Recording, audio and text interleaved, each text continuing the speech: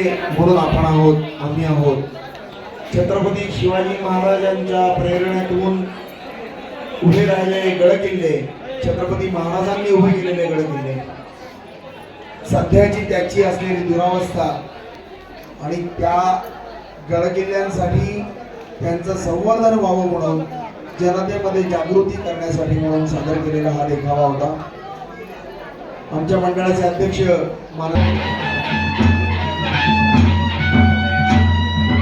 सुस्वागतम.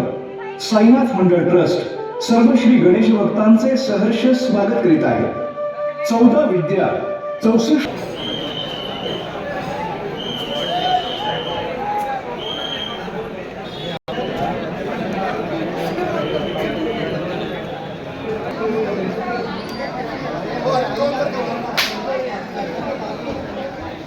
कलेचा अधिपती असलेले गणराय, हिंदवी स्वराज्याचे संस्थापक गणपती, भूपती, अधिपती छत्रपती शिवराय, गणेशोत्सवाचे आद्य प्रवर्तक लोकमान्य बाळ गंगाधर टिळक यांना विनम्र अभिवादन करत साईनाथ मंडळ ट्रस्ट गौरवशाली 81 पुरस्कार विजेते मंडळ सर्व गणेश भक्तांचं सहर्ष स्वागत करत आहे.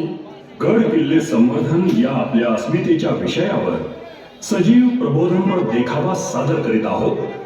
ते होते म्हणून आम्ही आहोत. देखाव्याचे लेखन, सजावट, संकल्पना व दिग्दर्शन मंडळाचेच अध्यक्ष पियुष शहा, साईनाथ मंडळ ट्रस्ट सादर करत आहे. राष्ट्र ही धर्मभूमी, शौर्यभूमी, सर्व कलागुणांनी संपन्न भूमी. पण महाराष्ट्र वर्षानुवर्ष यवनांच्या पारतंत्र्यात गुलामगिरीत जगत होता. परक्या धर्मांध जुलमी सत्तांची आक्रमणे सर्वत्र सुरू होती. रयतेला सुरक्षित जगणं अशक्य होतं.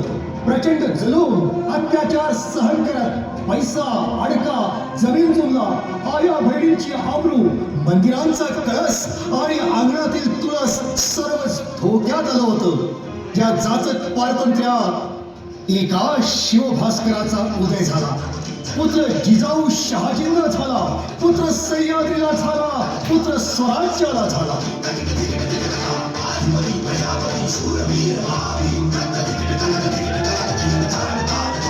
संपूर्ण राज्याचे सार ते दुर्ग.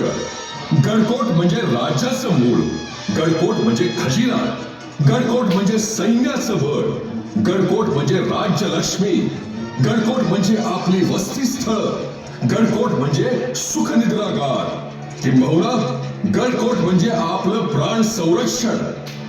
किल्ल्याच्या आश्रयाने एक हत्यारबंद सैनिक 100 शत्रूंशी लढू शकतो आणि 100 सैनिक 10,000 शत्रूंसोबत लढू शकतात. त्यामुळेच गडांचा आश्रय कधीही सुरक्षित स्वराज्याकरता काही किल्ले बांधले पाहिजे.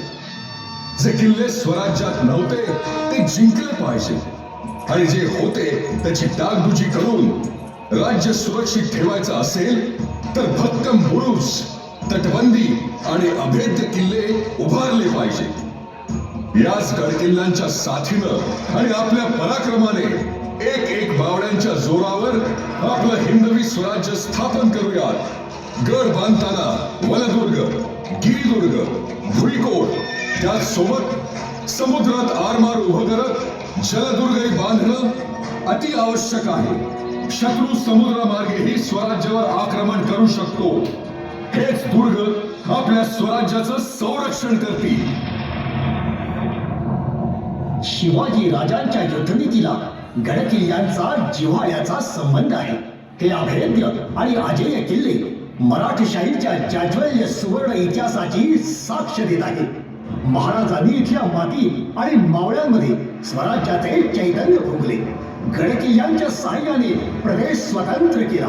सह्याद्रीच्या खांद्यावर आणि दुर्गम मुलखामध्ये गणपती शिवाजी राजांनी मुठभर मावळ्यांच्या साथीने बलाढ्य परकीय आक्रमण परतावून लावत स्वराज्य स्थापले.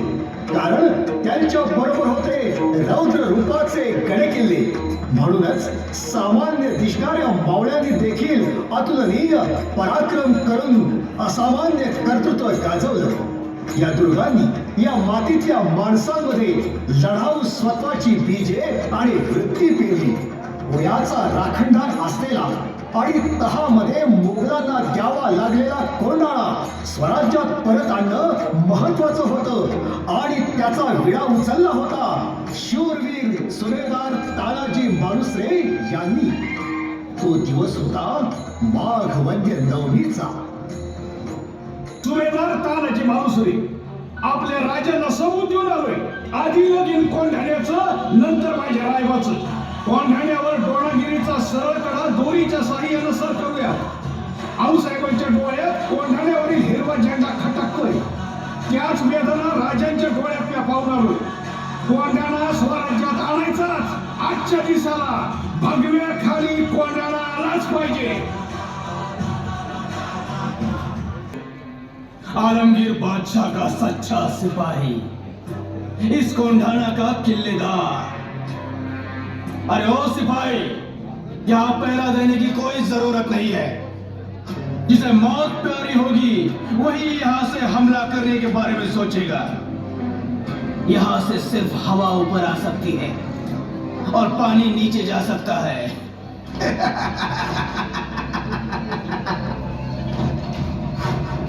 आजची काळोखी रात आहे. पावलांचा आवाज नाही करायचा. दोरी लावून डोणागिरी सर करायचा. चढता चढता पडलं घसरलं तरी बी आवाज नाही करायचा. मावळ्यांनो, आपला पराक्रम दाखवण्याची हीच ती वखत. रात्रीच्या पहिल्या प्रहाराला चढाई सुरू करू, दुसऱ्या प्रहाराला गडावर पोहोचू, तिसऱ्या प्रहाराला भगवा ध्वज गडावर फडकलाच पाहिजे. बोला हर हर हर महादेव.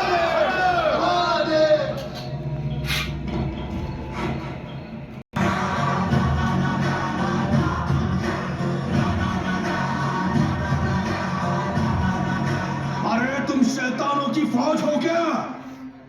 जहां से सिर्फ हवा ऊपर आ सकती है वहां से सूबेदार तानाजी तुम 300 मराठे लेकर ऊपर आ गए, लेकिन जिंदा जाओगे नहीं. उन्हाळा भान, प्रत्येक मराठा वेडा आहे स्वराज्याचा, शिवाजीराजांचा आणि भगव्याचा.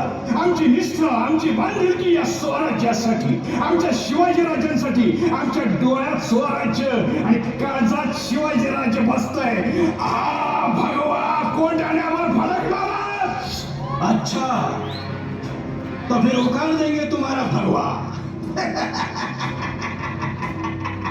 तो फिर लड़ो.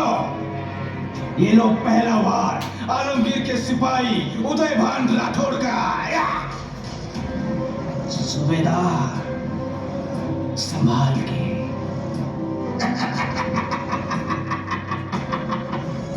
बोला हर हर महादेव.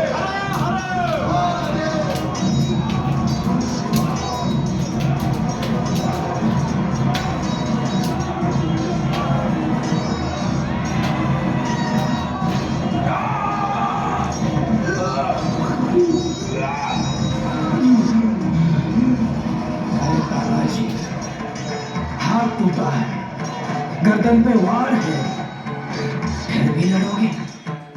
कौन से मिट्टी के बने हो तानाजी? कहां से लाते हो ये लड़ने का जज्बा? ही सह्याद्रीची शिवाजी राजांच्या शौर्याने पावन झालेली माती आहे. तुझ्यासारख्या औरंगजेबाच्या गुलामाला नाही समजणार. तुला नाही समजणार. हत्या घे बलिदान ही स्वाभिनिष्ठा. घायाळ झालो म्हणून काय झालं? दाखला सुघ्याचे शरद मामा ते लढतील आणि खोट्याला पण जिंकतील. राजा, या तालाचा तुम्हाला शेवटचा मुजरा.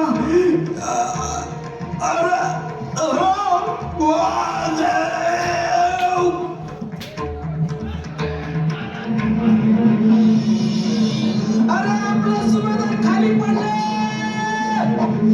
अरे तुमचा बाप इथं मरून पडलाय आणि तुम्ही शेंड्यासारखं पाठवताय. अरे असं जगण्यापेक्षा मरण आलेलं बरं. अरे लढा, आपल्या सुभेदारांकरता लढा, आपल्या सौराज्याकरता लढा आणि लढा आपल्या शिवाजी राजांकरता.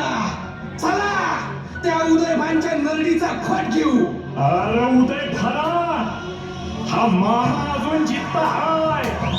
माझ्या प्राणाचा जीव घेतला काय? तुला फाडून खातो की नाही बाय?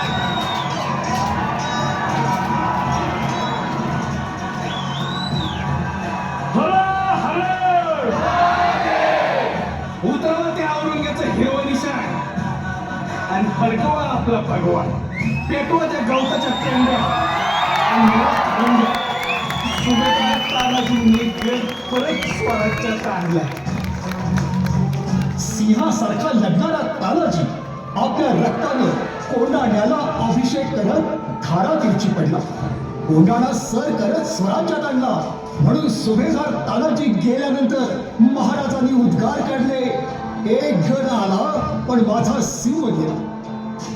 350 वर्षानंतर देखील साहस, निष्ठा, त्याग, बलिदान, राष्ट्र समर्पण सांगत आहे तो पुण्याच्या आग्नेय दिशेला असणारा, मुरारबाजींची शौर्यकथा सांगणारा आणि स्वराज्याचे दुसरे छत्रपती शंभूराजे जिथे जन्माला आले होते तो दुर्ग पुरंदर. तो पहा चाकणचा संग्राम दुर्ग. या दुर्गाच्या सहाय्याने फिरंगोजी नरसाळा या वीराने छोटासा भुईकोट अवघ्या 500 मौर्यांच्या सहाय्याने शाहिस्तेखानच्या 2000च्या फौजेला तब्बल 55 दिवस झुंजत ठेवून बेजार केले होते. ते पहा समुद्रावरील सिंधुदुर्ग, विजयदुर्ग, पद्मदुर्ग, कुलाबा, सुवर्णदुर्ग, खांदेरी. समुद्रातूनही शत्रू येऊन स्वराज्यावर आक्रमण करू शकतो याकरता महाराजांनी दूरदृष्टी दाखवत जलदुर्ग व स्वतःचे आरमार उभारले. विजयदुर्गाची तटबंदी मजबूत करण्यासाठी महाराजांनी समुद्राच्या आत भक्कम भिंती उभारून स्थापत्य कलेचा अद्भुत चमत्कार दाखवला. तो जावळीतला प्रतापगड, इतिहासाला पराक्रमाची वाघनख देणारा हा वनदुर्ग आणि नंतरच्या काळात ताराराणी आणि छत्रपती राजाराम महाराजांना आश्रय देणारा हा वनदुर्ग. तो पहा दुर्ग दुर्गेश्वर रायगड, हिंदवी स्वराज्याची राजधानी, राज्याभिषेक सोहळ्याचा साक्षीदार, मराठी माणसांचा अभिमान, गडांमधील स्थापत्य कलेचा एक उत्तम नमुना रायगड, ज्यांनी या भूमीला, या रयतेला, या स्वराज्याला छत्रपती दिले असा हा दुर्ग दुर्गेश्वर रायगड. हिंदुस्थानातील 5000 वर्षातील अत्यानंदाचा दिवस या रायगडाने अनुभवला होता. तो दिवस होता ज्येष्ठ शुद्ध त्रयोदशी. सर्वांचे